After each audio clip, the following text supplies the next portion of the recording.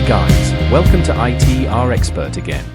In today's exercise we will do some data entry and simple math in Excel.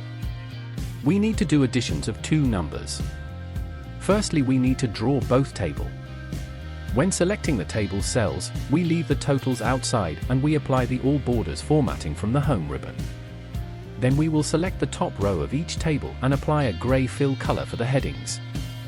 Once the tables are ready, we can start the data entry task, inputting the numbers on the left text box inside our tables.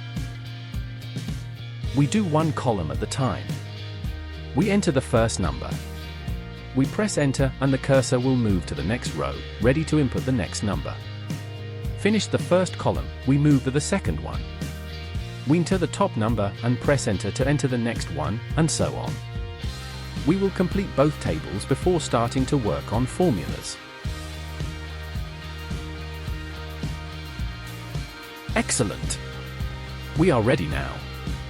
We start the formula with equal. We click on the first number, type plus, click on the second number, and finish the formula with enter. To practice and get faster, we can do the same for all rows. Then we calculate the total using the auto sum, clicking on auto sum icon, selecting the column of number and pressing enter to finalize the formula.